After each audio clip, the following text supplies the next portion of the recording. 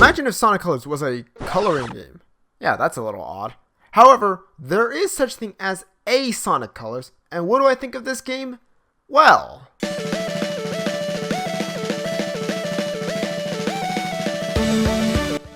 Sonic Colors. This game was re-released for the Switch as Sonic Colors Ultimate, and it's found its way back somehow. I don't even know either. Released in 2010 for God knows how many systems, Sonic Colors came out during a time when Sonic was coming perhaps toward the end of the silver years. It was a time when there were a few good Sonic games here and there until the games became mediocre and began transforming Sonic more into a meme rather than making him a serious video game character. It's a game I find to be in the middle where it's not garbage, but it's not great. To start off, the game is presented visually well for the most part. This theme park idea isn't bad and I think it worked well in certain parts. It calls for some great level backgrounds to start off with. The game can look visually well, but how exactly is the gameplay? I think this is where things begin to take a turn because the variety in each level is extremely identical. Everything comes across as hyper fast. You are just speeding through levels and there's no real pacing with these levels. Everything is just like, whoa, look at me guys, I'm Sonic, I'm fast, remember?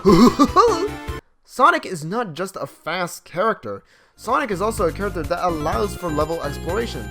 The whole gimmick of Sonic being fast is simply a reward.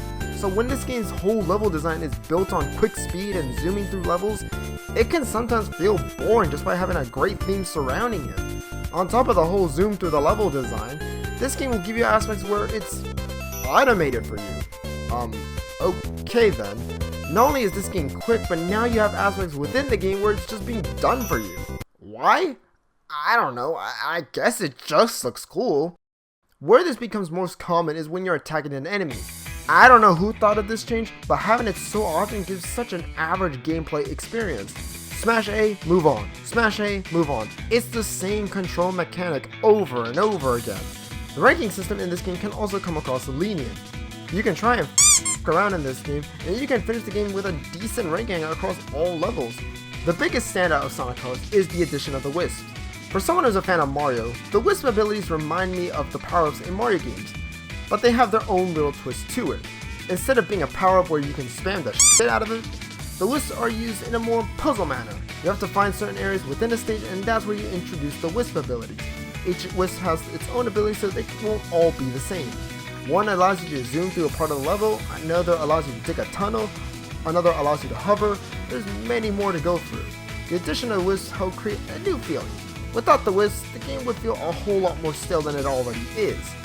Sonic Colors may not resonate with me as much, but I love the music in this game. If there's something Sega can do well on a consistent basis, it's their music that they produce for these games.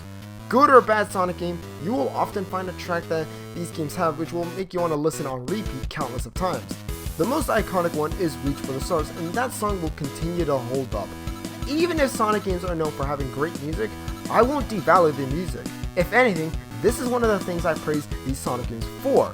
They consistently put out great soundtrack for these games, which helps keep Sonic games like this memorable to an extent. Sonic Colors, is it bad? It's not the worst game, don't get me wrong. If it was, there would be no remake. Having said that though, just because there is a remake doesn't make the original game incredible either. Looking more into the game, there's definitely fun elements. The Wisps are a fun gimmick to add, however the Wisps are an example of sprinkles of fun where it's covered up by average level designing and average gameplay mechanics. I'm giving this game a 5 out of 10. Great game visually no doubt, but overall the gameplay is nothing special, and I can see why this game may have not made such a big difference to save Sonic during the 2010 time period.